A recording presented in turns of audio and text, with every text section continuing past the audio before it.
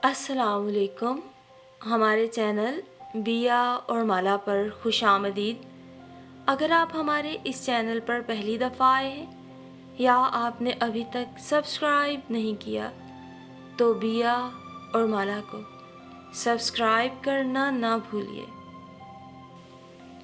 अल्लाह, अगर कहीं जो चोर डाकू हमारे इस दो कनात में फैले बंगले की बैरूनी शान और शौकत देखकर हमें मोटी असामी ख्याल करते अंदर आ जाएं, तो कितने मायूस होंगे कि नंगे बिछे कमरों की अलमारियां, संदूक और पेटियां सभी किताबों और लंडे के कपड़ों से नाको नाक भरी पड़ी हैं।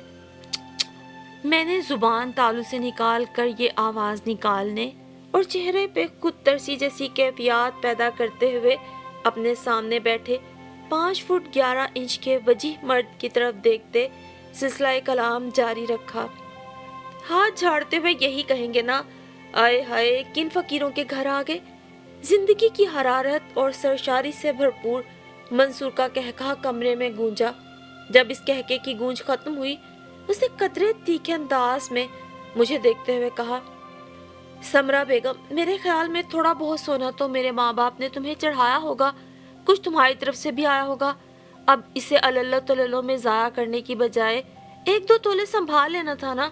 बेचारे डाकुओं को मायूसी से बचाने के लिए कुछ सामान तो हो जाता। रही किताबें और लंडे के कपड़े तो भाई एक इश्क मेरा, दूसरा तुम्हारा। अब हमें एक दूसरे के इश्क से समझौता तो करना ही है ना। जानम, खुदा का शुक्र अदा करो, उसने रहने को ये खूबसूरत सी छत दी है जो यकीनन खुदा की अनायत के बाद हमारे वालिद गरामनी की मेहनत शाक़ा और इसके हलाल का नतीजा है। हंसते खिलखिलाते नन्हे मुन्ने से बच्चे दिए हैं। और मंसूर ऐसे में कसर नफसी के तौर पे अपनी ज़ात को बीच में से हस्फ कर गया।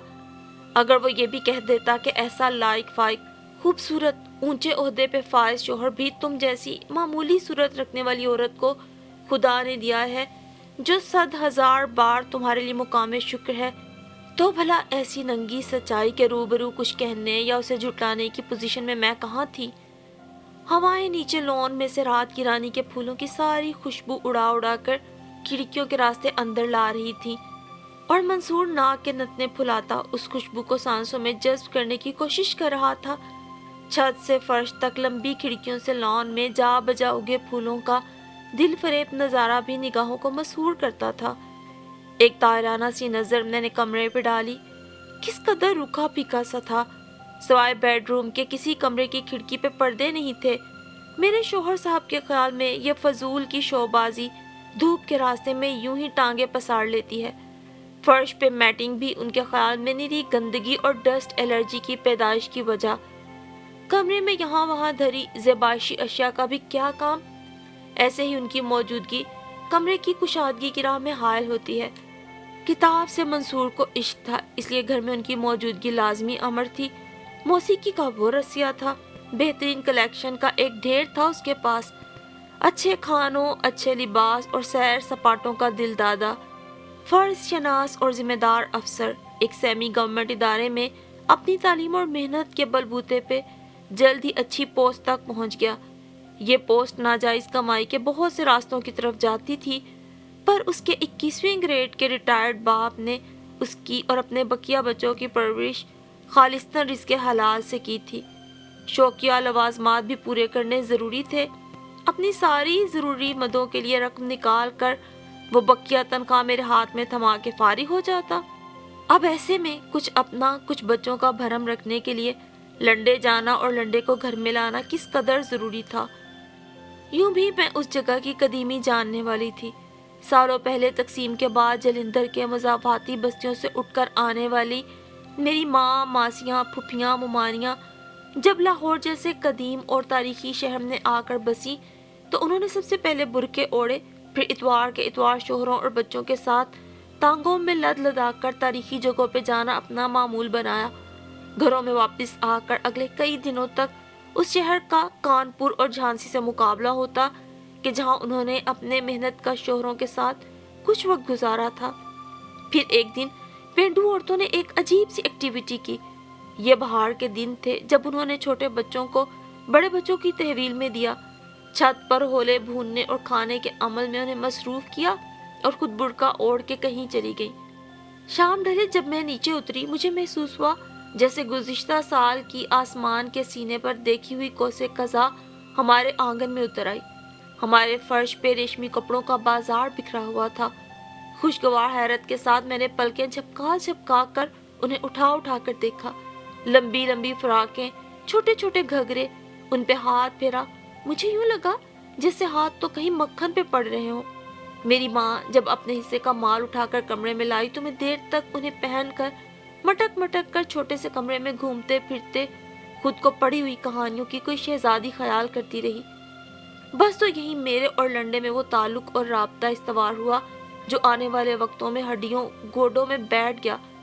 मैट्रिक तक तो जो माँ ने पहनाया मैंने पहना, पर कॉलेज जाकर मेरे फूटे मसनूई ज्वेलरी, सच्चे मोतियों, नायाब और नादिर अशिया और बेहतरीन कपड़े की ज़ेरे ज़मीन दुकानें सभी मैंने खोज ली। कॉलेज में मेरे स्वेटर्स के इंतहाई कीमती और दुपट्टों की शफून की खूब धूम थी। मुझे एहसास हुआ कि अगर मैंने बता दिया कि ये माल लंडे का है तो समझो खोता ही खूह में डाल दिया। सो यूनिवर्सिटी के ज़माने में मैंने लोगों में मशहूर कर दिया कि मेरे कई रिश्तेदार बाहर के मुल्कों में सेटल हैं और मैं उनकी बड़ी दुलारी प्यारी भांजी भतीजी हूँ। आए दिन मेरे लिए तोहफे भेजते रहते हैं। अमेरिकन यूनिवर्सिटी बेरूत में क़याम के दौरान एक बार जब पाकिस्तानी तुलबा की पाकिस्तानी सफ़ीर की रहायशगाह पर डिनर के मौके पर सफ़ीर की बेगम ने मेरे कमीज़ के कलर कॉम्बिनेशन और कपड़े की तारीफ़ की तो मैंने शुक्रिया कहते हुए दिल में कहा, लो भाई समरा, कीमत वसूल हो गई। मुझे याद आया था खुदाया किस कदर तकरार हुई थी दुकानदार से इस कमीज़ को ख़रीदते। मेरा कंप्यूटर की तरह काम करता जहन कपड़ा हाथ में पकड़ते ही उसकी डिज़ाइनिंग करता, कारीगर हाथ उसकी महारत और उम्दगी से सिलाई करते और तन पे सज के वो अपने किसी आला नस्ल से होने का चीख चीख के ऐलान करता। मैं फीके पकवानों से ऊंची दुकानें सजाना सीख गई। मुख्तलिफ लोगों से तारीफ़ें सुनने और उनकी निगाहों से छलकती हैरत को देखते मैं इस फन में मज़ीद महारत हासिल करती गई और लंडे बाज़ार से फिर मेरा ऐसा तसलसल जुड़ा जो शादी के बाद भी जारी रहा। मंसूर से मेरी शादी भी किसी ड्रामे से कम न थी। अम्मा बेचारी बौखलाई फिरती थी। जवान कमाऊ बेटी जिसकी रोटियां तो अगरचे उनके मुंह को नहीं लगी थी कि घर में सब कमाने वाले थे, सो मेरी कमाई की ज़रूरत न थी, इसलिए उन्हें लगता कि अब इसकी शादी हो जानी चाहिए। ए बेटी सुनो तो, वो थोड़ी थोड़ी देर बाद मुल्तजी से लहजे में कहती, अम्मा जो तुम मुझे सुनाना चाहती हो वो मैं नहीं सुनूंगी। मैं बड़े फैसला कुन लहजे में कहती और इधर उधर काम में मसरूफ़ हो जाती। तुम्हारा ख्याल है तुम्हारे लिए कोई शहजादा आसमान से उतरेगा? नहीं अम्मा, शहजादे शहजादियों को लेकर उतरते हैं। मैं ठहरी एक मजदूर की बेटी, मेरी सोच की उड़ान इतनी ऊंची कैसे हो सकती है? मैं फर्श पे फसकड़ा मारे एक बड़ी सी शीट पर गांव की एक गली में गुजरते हुए बहश्ती की तस्वीर बना रही थी। भारी मुश्क से बूढ़ी कमर दोहरी हुई जा रही थी। देख बेटी, अच्छे रिश्तों का कहत पड़ा हुआ है, एक अनार 100 बीमार वाली बात है। कोई नहीं कहत वह, वक्त आएगा तो सभी कुछ मिल जाएगा। अम्मा ने मेरी इस बात पर अंगुश्ते शहादत होंठों पर रख ली और तंजिया लहजे में बोली, अभी वक्त आना है क्या? तुम्हारी अभी शायद उम्र नहीं, 25 तो कब की पार चुकी। चंद साल और गुजर गए तो कोई घास भी ना डालेगा। और अब मेरे तिलमिलाने की बारी थी। पाँव मारकर जमीन पर सब कुछ फेंक के मैं उठ खड़ी हुई। कोई घास डाले या नहीं, तुम्हारी मिन्नतें नहीं करूंगी अम्मा। मैं कमरों में फुनकारती फिरी, फिर किसी दोस्त के यहाँ चली गई। शाम पढ़ने पे लौटी तो माँ भी ठंडी पड़ चुकी थी। मगरिब की नमाज से फारिग होकर उन्होंने जाय नमाज उठाई और मेरे पास आकर बैठ गई। मेरे चेहरे पे फूंक मारते हुए बोली, आखिर इस इनकार की वजह तो बताओ।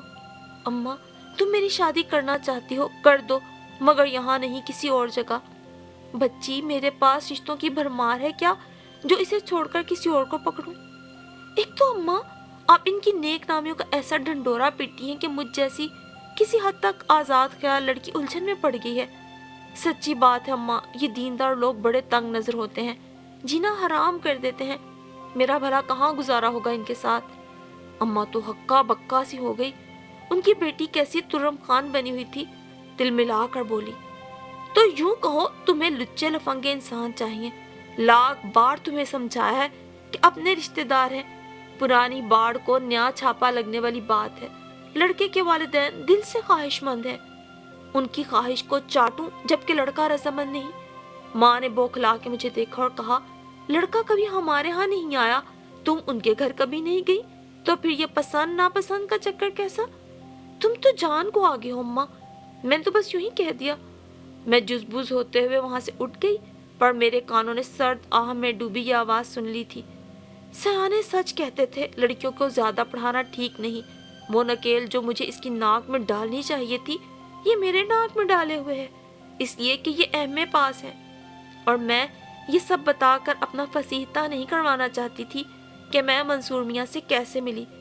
گزشتہ سال مجھے ایک بڑے گرامر اسکول کے جونیئر سیکشن کی انچارج کی جاب ملی۔ اس دوپہر جب بچوں کے والدین سے ڈیل کرتے کرتے میں اکتا گئی، اپنے آفس میں کرسی کی پشت سے سر ٹکا کر میں نے آنکھیں موند لی۔ این اس وقت ایک موٹے سے جسم کی عورت اندر آئی۔ وہ اپنے بچے کو سیکنڈ سٹینڈرڈ میں داخل کروانے کی خواہش مند تھی۔ یہ تو ممکن نہیں، ایڈمیشن کا وقت نہیں ہے اب، میں نے بے اعتنائی سے کہا اور میز پہ رکھے پیپر ویٹ کو گھمانے لگی۔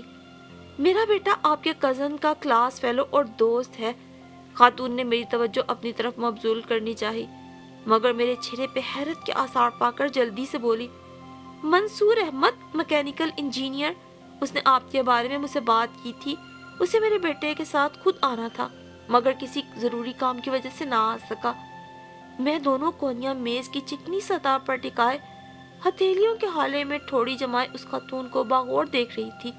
یہ سن کر اپنے آپ سے کہے بغیر نہ رہ سکی، اگر اسے آنا تھا تو پھر بھلا تم کاہے کو چلی آئی؟ اچھا تھا اسے اسی بہانے دیکھ ہی لیتی۔ اماں جو دن رات تعریف میں زمین آسمان کے کلابے ملاتی ہیں، پتہ چل جاتا کتنے پانی میں ہے۔ منصور احمد کے ساتھ میری قرابت داری بہت نزدیک کی نہ سہی، بہت دور کی بھی نہ تھی، بس درمیان ہی میں کہیں اٹکی ہوئی تھی۔ منصور کے والد کے مختلف اسٹیشنوں پہ رہنے کی وجہ سے آمد و رفت کا سلسلہ نہ تھا۔ جب سے لاہور تبدیل ہو کر آئے تو میل ملاپ شروع ہوا، اور وہ بھی صرف بڑوں کا۔ بچے نہ ان کے کبھی آئے نہ ہم کبھی ان کے گھر گئے۔ اماں کا کہنا تھا کہ منصور کے والدین اس رشتے کے خواہش مند ہیں، گو انہوں نے کبھی کھل کے بات نہیں کی، تاہم اشاروں میں کہتے رہتے ہیں۔ میں نے اس خاتون کو داخلے کے قواعد و ضوابط سمجھائے۔ جب وہ اپنی بات ختم کر چکی تو اٹھتے ہوئے کہا، یہ تو لمبے چوڑے چکر ہے، میرا بیٹا کل آئے گا، وہی آپ سے بات کرے گا۔ اگلے دن کوئی 11 بجے میں آفس میں بیٹھی تھی کہ چپڑاسی نے ایک چٹ لا کر دی۔ انگریزی کے کیپٹل حروف میں منصور احمد لکھا ہوا تھا۔ میں کوئی نوخیسی بالی عمر کی لڑکی تو نہیں تھی کہ نروس ہو جاتی، پھر بھی میرا چہرہ سرخ ہو گیا، دل کی دھڑکن کی رفتار بھی تیز ہو گئی۔ میں نے ٹھنڈے پانی کا لبالب بھرا گلاس اٹھا کر ہونٹوں سے لگا لیا۔ چپڑاسی خاموشی سے منتظر نظروں سے عین میرے سامنے کھڑا تھا۔ آدھا پانی پی چکنے کے بعد میں بولی، انہیں اندر بھیج دو۔ دو خوش پوش سے نوجوان اندر آئے اور میرے سامنے بیٹھ گئے۔ منصور احمد کون سا ہے یہ مجھے جلد ہی معلوم ہو گیا۔ ساتھ ہی لڑکے نے اپنے بھائی کے متعلق بات شروع کی۔ اماں ٹھیک کہتی تھی، میں نے دل میں سوچا، وہ بلا شبہ ایک وجیح نوجوان تھا، خد و خال دلکش اور اعضاء سے مردانہ وقار ٹپکتا۔ میں نے متانت اور سنجیدگی سے ساری کارروائی انہیں سمجھائی۔ ایک دو بار اس کا دوست کلرک کے پاس بھی گیا، مگر منصور وہیں آفس میں بیٹھا رہا۔ ہلکی پھلکی باتیں ہوئی۔ جانے لگا تو اس نے میز پہ پڑھی ہوئی کتاب ہاؤ ٹو ون فرینڈز اٹھائی اور مجھ سے مخاطب ہوا، نوازش ہوگی اگر چند دنوں کے لیے مجھے یہ کتاب عنایت کر دے، مدت سے اس کی تلاش تھی۔ اس کے چلے جانے کے بعد میں مسکرائی، مجھے منصور احمد پسند آیا تھا۔ چلچلاتی گرمیاں آئیں، برکھا رت گزری، پھر دن چھوٹے اور راتیں لمبی ہوئیں۔ ایک دن جب آسمان گھٹاؤں سے بھرا ہوا تھا اور موسم سرما کی پہلی بارش کسی بھی لمحے متوقع تھی، وہ بہار کے کسی جھونکے کی طرح میرے آفس میں داخل ہوا۔ اس نے کتاب میز پہ رکھی اور اتنی دیر بعد لوٹانے پہ معذرت کی۔ ہم دونوں نے چائے پی۔ اس نشست میں ہمارے درمیان گھریلو باتوں کا ذکر ہوا، رشتہ داروں پہ بھی مختصر تبصرہ کیا گیا۔ اس نے اپنی ماں کے بارے میں کھل کر بات کی، وہ سخت مزاج ہے۔ یہ بتانے میں بھی کوئی تامل نہ کیا کہ ماں کہتی ہے، سوچ سمجھ لو، لڑکی بہت پڑھی لکھی ہے، زیادہ پڑھ لکھ کر لڑکیوں کے دماغ خراب ہو جاتے ہیں اور وہ اچھی بیوی اور اچھی ماں بننے کے قابل نہیں رہتی۔ میں ہنسی اور بولی، آپ کا کیا خیال ہے؟ آپ کی والدہ کا نقطہ نظر کس حد تک درست ہے؟ فی الحال میں نے ابھی اس پہ غور نہیں کیا، اس نے سادگی سے کہا اور اس موضوع پہ گفتگو کا دروازہ بند کر دیا۔ ابھی چند ہی دن ہوئے تھے کہ وہ پھر آ گیا۔ میں کلاس چیک کرنے گئی ہوئی تھی، واپس آئی تو اسے آفس میں بیٹھے دیکھ کر بولی، ارے! اس پہ نظر پڑتے ہی میرے دل میں عجیب سی جل ترنگ بجی، جس نے میرا چہرہ بھی تھوڑا سا گل رنگ کیا اور آنکھوں میں بھی دیے کی لو سی چمکی۔ کب سے آئے؟ چپڑاسی سے کہہ کے مجھے بلوا لیتے۔ بیٹھنے کے ساتھ ہی میں نے محسوس کیا کہ وہ خاموش ہے اور کچھ گو مگو جیسی کیفیت سے دو چار ہے۔ میں نے خود ہی ہمت کی اور پوچھا، کیا بات ہے؟ میری منگنی میرے چھوٹے چچا کی بیٹی سے ہو گئی ہے۔ دراصل ننیالی ددیالی رشتہ داروں میں ٹھن گئی تھی۔ حالات اتنے نازک ہو گئے کہ فوراً کوئی عملی قدم اٹھانا پڑا۔ میرا اوپر کا سانس اوپر اور نیچے کا نیچے رہ گیا۔ گمسم اسے دیکھتی رہی، ایک لفظ نہ بولا گیا۔ یہ ٹھیک تھا، ہمارے درمیان محبت نہیں تھی، کوئی کولو قرار نہ تھا، دوستی نہ تھی، کچھ بھی تو نہیں تھا۔ بس ماں نے اپنے خیال میں بات اتنی پختہ بنا رکھی تھی کہ میرا ذہن بھی متاثر ہو چکا تھا، خاص طور پر جب سے میں نے اسے دیکھا تھا۔ بڑی بوجھل، تکلیف دہ اور ناگوار سی خاموشی کافی دیر ہمارے درمیان چھائی رہی۔ پھر اس نے اپنے سامنے دیوار پر آویزاں کلاک پہ نگاہ جماتے ہوئے قدرے مدھم آواز میں کہا، ضروری تو نہیں کہ شادی ہو، ہم اچھے دوست بھی ہو سکتے ہیں۔ اور مانو جیسے آگ کے شعلے میرے اندر بھڑک اٹھے، تیل کے کھولتے کڑاہے میں گر گئی میں۔ غصے سے اسے پھٹکارتے ہوئے بولی، آپ نے مجھے کیا سمجھا ہوا ہے؟ میرا تعلق معاشرے کی جس کلاس سے ہے اس میں دوستیوں کے لیے کہاں گنجائش؟ ہم لوگ شریف ہیں۔ یوں بھی اگر میں نے یہ کالک ملنی ہوتی تو پھر آپ جیسے کے لیے میں قطعاً موضوع نہیں تھی۔ آپ جیسے ٹٹ پونجی کی جیب دوستی کے اللے تللے اٹھانے کی بھلا متحمل ہو سکتی ہے؟ میرے منہ میں جو آیا بولتی چلی گئی، لگتا تھا جیسے جلے دل کے پھپھولے پھوڑ رہی ہوں۔ وہ چپ چاپ سنتا رہا اور پھر اٹھ کے چلا گیا۔ دونوں گھروں میں بڑوں کی آمد و رفت کا سلسلہ جاری تھا۔ کچھ عرصے بعد مجھے پتا چل گیا کہ اس نے جھوٹ بولا تھا، اس کی کہیں منگنی نہیں ہوئی تھی۔ اور یہ کیسا خوفناک انکشاف تھا! دکھ اور کرب کی ایک لمبی لہر تھی جو کلیجہ چیر گئی۔ اس نے ایسا کیوں کیا؟ میں اسے اچھی نہیں لگی تھی یا وہ مجھے ایسی ویسی لڑکی سمجھتا تھا؟ بہت دنوں تک میں تجزیوں کی سوری پہ چڑھتی اپنے آپ کو لیڑ لیڑ کرتی رہی۔ سوچے کس قدر تکلیف دہ اور تلخ تھی۔ ارے میرے بارے میں اس کی سوچ اتنی پست! جب میں یہ سوال اپنے آپ سے کرتی تو میری آنکھیں بھیگ سی جاتی۔ میں بڑی سلجھی ہوئی، بڑے مضبوط کردار کی لڑکی تھی، اپنے تئیں تو ضرور۔ کبھی کبھی میرا جی چاہتا کہیں مجھے وہ مل جائے تو اس کا سر پھوڑ دوں، اس کا برتا بنا دوں۔ ذلیل کہیں کا دوستی کرنا چاہتا تھا۔ ڈھیروں گالیاں نکال کر میں گویا اپنا اندر ٹھنڈا کرنے کی کوشش کرتی۔ اور اماں کو تو دیکھو، میرا بیاہ وہاں رچاتی پھر رہی ہیں۔ ان دنوں تو اماں باولی ہو گئی تھی، نہ معلوم کون کون سے وظیفے پڑھ کے مجھ پہ پھونکتی۔ کبھی میں دم سادھے پڑی رہتی اور کبھی ہڑبڑا کے ہاتھ جھٹک دیتی۔ اور پھر جس صبح وہ لوگ منگنی کی رسم ادا کرنے آ رہے تھے، رات گویا میں نے کانٹوں پہ گزاری۔ ساری رات آنسو رخساروں پہ بہتے رہے۔ ماں میرے آگے ہاتھ جوڑتی رہی، عزت کا سوال دیتی رہی۔ صبح کے قریب میری آنکھ لگ گئی۔ دن چڑھے اٹھی تو دماغ میں عجیب سا خیال آیا، ظاہر ہے یہ سب اسی کی مرضی سے ہو رہا ہوگا۔ لڑکا ہے، زور زبردستی کا سوال کیسا؟ اپنے کردار کے بارے میں جو خلش اور چبھر مجھے ہمہ وقت بے چین رکھتی تھی، اس پہ ایک دم فوار سی پڑی۔ چلو ہونے دو یہ سلسلہ، پوچھوں گی پھر کہ اس نے ایسا کیوں کیا آخر۔ اور پھر بینڈ باجے بجے، پکوان پکے، بہت سے لوگ آئے اور ان کے جلب میں نئے گھر روانہ ہو گئی۔ شب عروسی کو میں نے روایتی دلہنوں کی طرح گھونگھٹ نہیں نکالا۔ جب وہ کمرے میں آیا تو میں صوفے پہ تمکنت سے بیٹھی تھی۔ میرے چہرے پہ حجاب کی بجائے سنجیدگی طاری تھی۔ وہ بیٹھنے بھی نہ پایا تھا کہ میں نے وار کیا، یہ ڈھونگ آپ نے کیوں رچایا تھا؟ وہ ہنسا، بوٹ کی ٹو سے فرش کو چل میں بجاتا رہا اور پھر میری طرف دیکھ کر بولا، ایک تیز ترار لڑکی کو بیوی بنانے سے ڈر لگتا تھا تو پھر بنایا کیوں؟ بڑوں کی خواہش تھی۔ میرا دل جیسے کسی نے مٹھی میں بھینچ لیا، آنکھوں میں آنسو آ گئے۔ رندے ہوئے گلے سے بولی، سخت غلطی کی۔ انسان میں اتنی اخلاقی جرات تو ہونی چاہیے کہ وہ معاملہ جو خالصتاً اس کی ذات سے جڑا ہو اس پہ ڈٹ جائے۔ منصور کھلکھلا کے ہنس پڑا، پھر اپنی جگہ سے اٹھا، میرے بالکل قریب بیٹھا، اپنی پھولوں سے میرے آنسو صاف کیے جو پلکوں سے لڑک کے گالوں پہ بہہ نکلے تھے۔ اس شادی میں ابو جان کے ساتھ ساتھ میری بھی 100% رضامندی شامل ہے سمرا۔ میں تھوڑا بہت جھوٹا تو ہو سکتا ہوں پر بزدل ہرگز نہیں، اطمینان رکھو۔ منصور کی شخصیت کی پہلی جاندار سی پرت شادی کی 5ویں رات میرے سامنے کھلی۔ میں لان میں اپنی ساس کے پاس کھڑی کوئی بات کر رہی تھی جب اوپر کی منزل سے منصور چہرہ باہر نکال کر میرا نام لے کے بولا، سمرا فوراً اوپر آؤ۔ ساس سے اجازت لے کے میں تقریباً بھاگتی ہوئی 2 سیڑھیاں پھلانگتی فرش پہ پاؤں ادھر ادھر دھرتی میں بمشکل اپنی سانس سے قابو پاتی کمرے کے دروازے میں پہنچی اور سامنے جو منظر تھا اسے دیکھ کے مبہوت رہ گئی۔ ٹیلی ویژن پر ایک موسیقار بہترین دھنوں میں اپنی موسیقی کے جوہر دکھا رہا تھا۔ کمرے کا ماحول بہت حسین تھا۔ سارے کمرے میں دل کو چھوتی موسیقی کی خوشبو بکھری ہوئی تھی۔ میں آنکھیں جھپکائے بنا سحر زدہ سی سامنے دیکھتی۔ کچھ لمحے اسی کیفیت میں گزرے، پھر ساز خاموش ہو گئے۔ ہیجان انگیز کیفیت کا تاثر زائل ہونے پر میرے ساکت وجود میں حرکت آئی۔ میں آگے بڑھی، صوفے پہ بیٹھی۔ اب آپ سوچ رہے ہوں گے ایسا کیا ہوا؟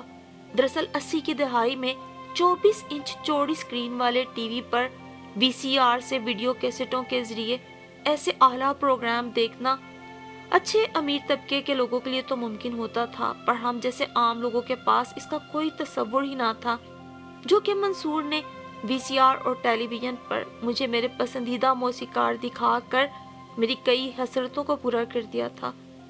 پھر انہی دنوں منصور کو کسی تربیتی کورس پر 6 ماہ کے لیے امریکہ جانا پڑا۔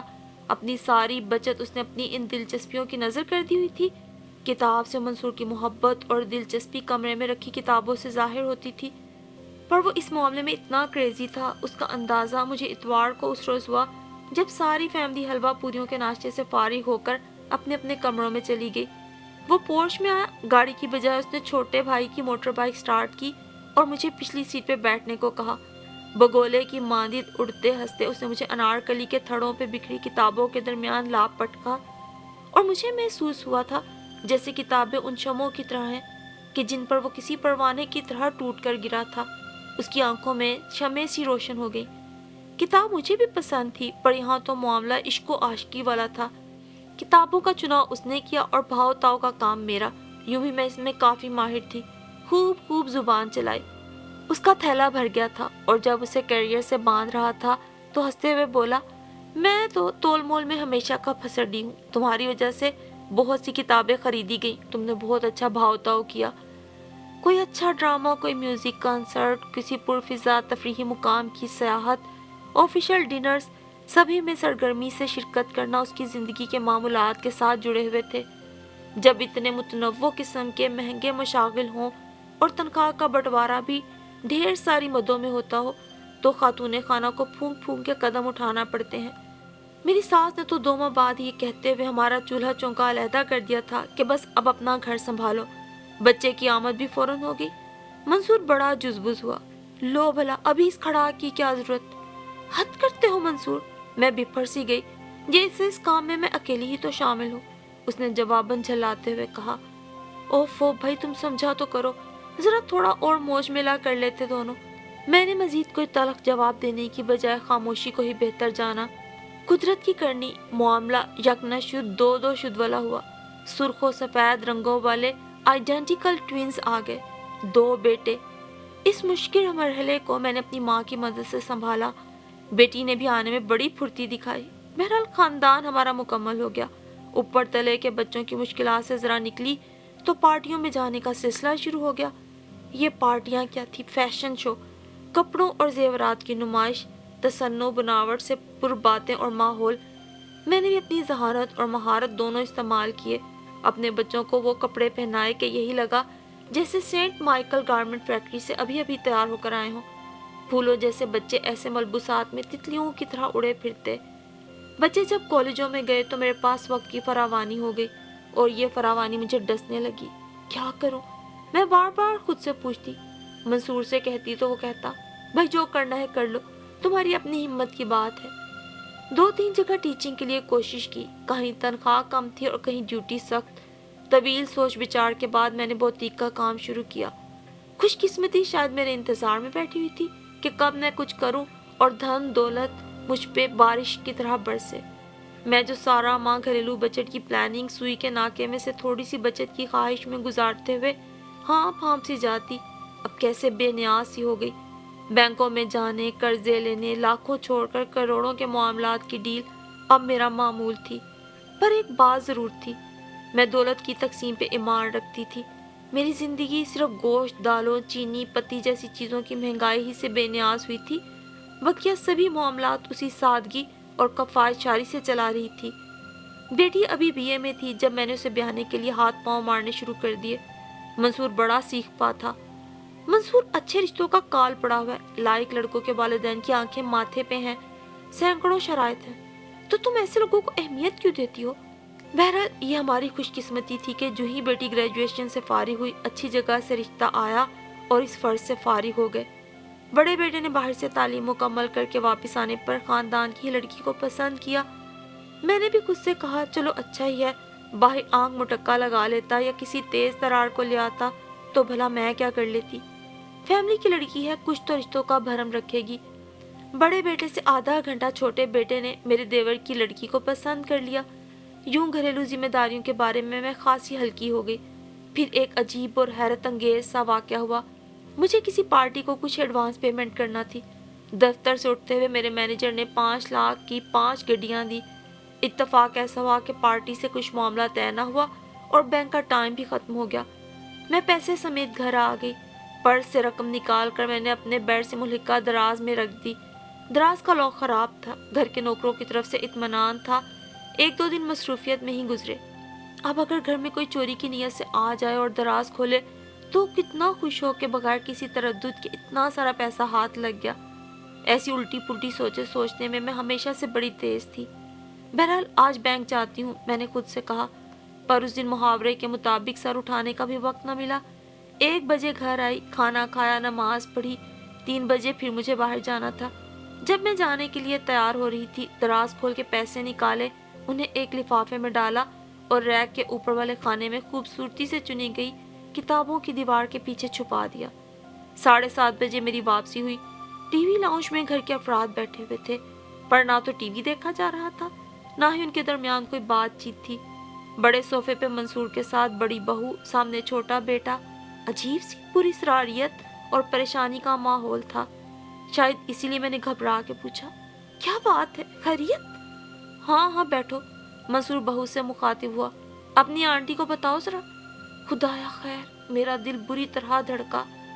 فریحہ میری بہو کے چہرے پہ ہمہ وقت دوڑنے والی شوخی اور چلبلا پن غائب تھا، بجھی بجھی تھی، آواز بھی رونکھی سی تھی۔ جب وہ بولی، آنٹی غضنفر یعنی اس کا شوہر کوئی 4:30 بجے اس کا فون آیا، رات کے کھانے پہ اس کے 3 دوست آ رہے تھے، اس نے کڑی کی فرمائش کی۔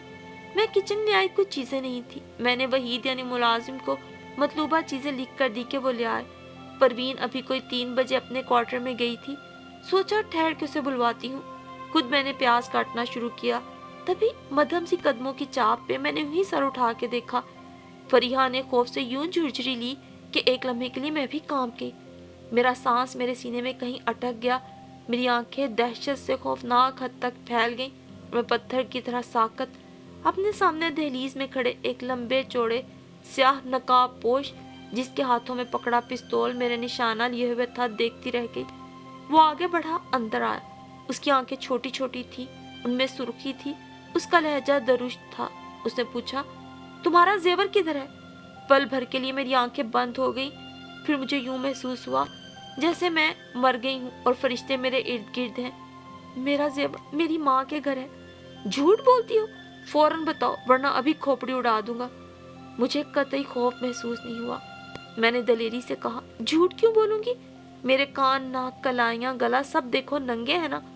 کیش کہاں پڑا ہے؟ اس بار اس کے لہجے میں کچھ نرمی تھی۔ یہ لوگ کیش گھر پہ نہیں رکھتے۔ اندر چلو۔ وہ رخ پھیر کر میری پشت پر آیا، پستول کی نوک میری گردن پہ رکھی۔ میں ٹی وی لاؤنج میں سے گزر کر آپ کے بیڈ روم میں داخل ہوئی۔ اب میں نے اس کا دوسرا ساتھی اندر داخل ہوتے دیکھا۔ وہ سفید کپڑوں میں تھا، اس نے خاکی کپڑوں سے اپنا منہ ڈھانپا ہوا تھا۔ ان کی آپس کی بات چیت سے مجھے اندازہ ہوا کہ گیٹ پہ بھی ان کے 2 ساتھی پہرا دے رہے ہیں۔ آنٹی آپ کے کمروں کو انہوں نے جس تنقیدی انداز میں دیکھا اسے میں نے پہچانا تھا۔ آپ ذرا دیکھیے نا، ریک کے چاروں خانوں میں کتابیں، بیڈ کے سرہانے میں جو خلا اس میں بھی کتابیں، اس کے اوپر کتابیں، میز پہ کتابیں، شیشے کی الماری کے خانوں سے جھانکتی کتابیں۔ کس کا بیڈ روم ہے؟ اس نے پستول ہلا کر تنزن پوچھا۔ میرے ساس سسر کا۔ बूढ़े पढ़ने लिखने के बड़े शौकीन हैं। पहले वाले के लहजे में हकारत थी।